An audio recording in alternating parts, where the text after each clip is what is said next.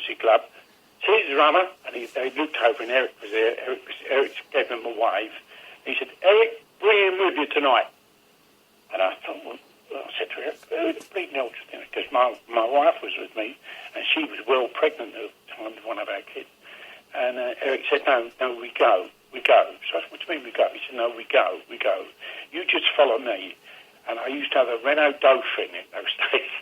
And I followed him to this club, and it was called the Regency. And we went downstairs into this cellar, and there was a guy on the piano who I knew and loved very much indeed, a fellow by the name of Lenny Peters. Oh, he was with Peters and Lee, I remember him well. Yeah, that's right, Peters and Lee. Lenny was playing the piano, and I came down and I said, well, who are these boys? They said, you don't know them. I said, I haven't a bloody clue. He said, they're the Cray twins. This is the Cray's family party. And, of course, I did exceptionally well with them. I became friends with them. And, of course, in those days, I was working for £28 a week. Wow. 8 sessions, 7 nights, Sunday lunchtimes, 8 sessions, I was getting £28 a week. When I finished that night, he came over, he said, you were good, we'll see you in a fortnight time. And he stuck a tenner in my top pocket. Wow. And a tenner was a lot of money. Was. Go upstairs and have a Chinese, anything you like. I've never eaten Chinese. He said, they'll tell you, go up and have a Chinese, take mum with you, called my missus mum, take mum with you, have a safe journey home. We'll see you in a fortnight. And you used to go back every week, every fortnight, did you? Every fortnight, or sometimes a fortnightly, sometimes it stretched 3, sometimes it stretched 4 weeks. But I got on exceptionally well with them, and they were very, very kind to me. That's good. And you also knew the famous Richardson family as well, didn't you? I was. I worked for, when I went to South London, when I worked at the Montague Arms, I used to have a club over there, and I went and worked that for them as well. And I stood on top of a pool table to do the show. We became very good friends as well. Charlie and myself were really good mates. Really, really good mates. Yeah, my father always speaks my father's about the same age as you, and he was born in the East End of London, and he always speaks quite affectionately about the Crays, and he actually says that if the Crays were still around now, there'd be no old ladies getting mugged and all this business. Not at all. I mean, I know they were, should we say, they weren't exactly the nicest people in the world, and we won't sort of glorify them any more than that, but, you know, there is a bit of pluses and minuses about it, and... Yeah. You know, well, I always found, and I always tend to say, that they only hurt their own. They didn't hurt anybody. That's right. Out of their way. And if you treated them naughty decently... boys, but that's exactly... I can only say, as a speaker, I find they were very good to me and very kind to me. It was around that time you had a gentleman manager called Neil Warnock. I did. Mr. Warnock is still about. And he was quite a character, I believe. Well, he... that was one of the nights that... I was working over this nightclub, and I think it was called the Black Cat in Lewisham. And he said to me, he phoned me up, he said, you're not going tonight? So I said, I'm not going. He said, no, I've had a word with this guy. He said, he hasn't paid the money. I told him, unless he pays the money tonight into my office before 5 o'clock, you will not be going there tonight. So I said to him, okay. And I said, well, what's that? So he said, well, I don't know the guy. He said, no, one thing and another. So anyway, he phoned me at 5:30. He said, the cab has just arrived with your money. You're safe. You can go to work tonight. So I said, right, okay. So he gave me the address and everything else like that.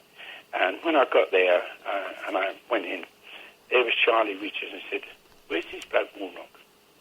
So I said, oh, he don't come to work, mate. Why was man? So he said, how dare he talk to me like that? I said, well, what's he talk to me about? So he turned and said, Jim, would I knock you? I said, of course you wouldn't. Why? He said, well, why was you insisting on your money up front? Oh, I said, I'm ever so Charlie. Charlie, I'm ever so... He said, I'm going to give him a clump when I see him. Charlie, he's a manager. I said, he doesn't know about your side of the business or anything else like that. Please, I apologise on his behalf. So the following morning I phoned him up and said to him, did you know who you were talking to yesterday demanding the money from? He said, bloke by the name of Richardson. So I said, yeah, that's Charlie Richardson. He said, well, who's he? I said, Charlie is the biggest villain in South London. I said, why didn't you tell me? I said, they wouldn't knock me. mates of mine. He said, I'm in trouble. I said, no, I think I've got you out of a clump. He didn't know who he was talking to, bless him. Sometimes ignorance is bliss. It works for me sometimes, I can tell you. Yeah, listen, there isn't. I tell you now, I've worked for the police in virtually every division that needed. If ever the police wanted a charity show, they always came to me and they always got a charity show. But I've got to tell you, I've worked for the villains the length and breadth of Britain. From Blackpool, you name it, right the way down. And but they've all been sort of, they're just nice people. That's exactly the way that they are. And I was their entertainer in those days. Yeah, it's good. I mean, when you started off working, and both as a singer and as a comedian, you must have worked with some sort of seedy clubs, some sort of strip clubs and things like that. I did. I worked. We had a singer with us at the Royal Standard, a fellow by the name of I can't think of his name. It will come to me in a minute. And he turned and said to me, he had a bad throat. He said to me, "Would you do us a favour, Jim?" So I was he said he was doing Eddie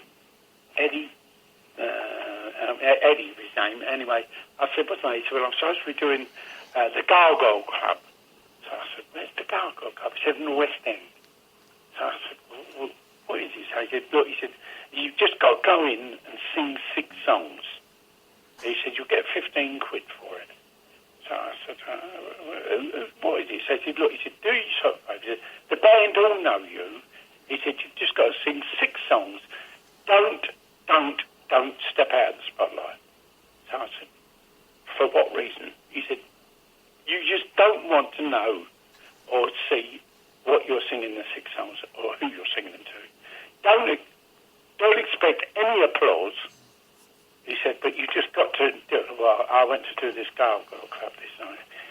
And you know how, because I've been told not to step out of the spotlight, I really, I've done 3 songs and I thought, I've got to find, I'm getting no applause from nobody or nothing like that, but I've got to know who, well, I tell you what, honestly, you should have seen this club. It was all pros and blokes in there and they were out of their head and everything, and I thought, why on earth are you doing this? But because it was a club, it had to put on entertainment. And I was the entertainment. And they were. I mean, another story, a lovely story that I tell people, and it's true.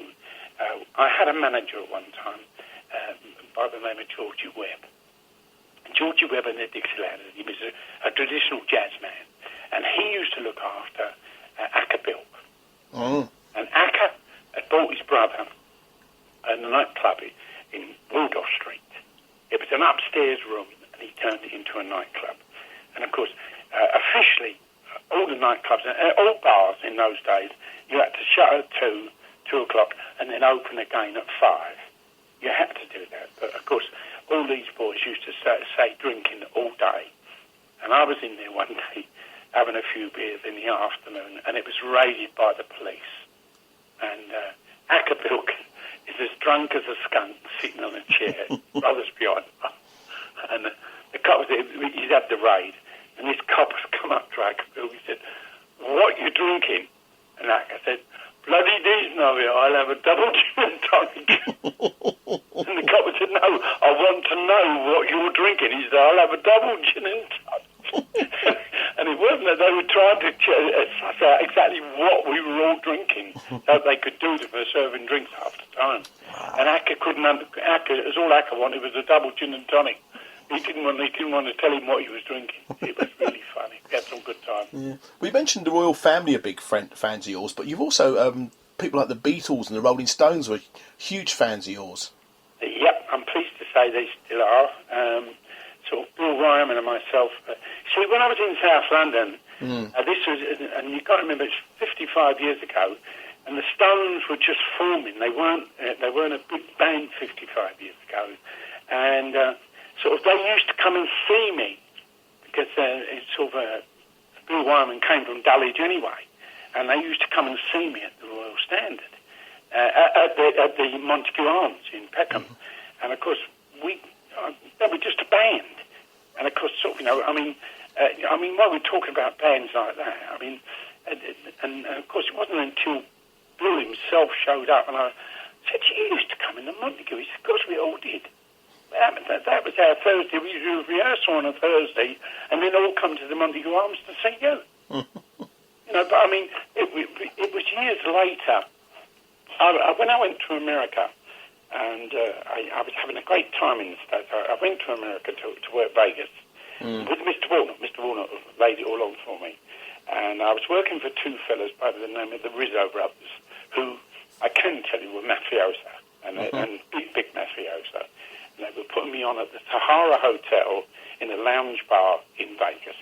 They'd seen me in London and said, "Yes, we'll give him a go."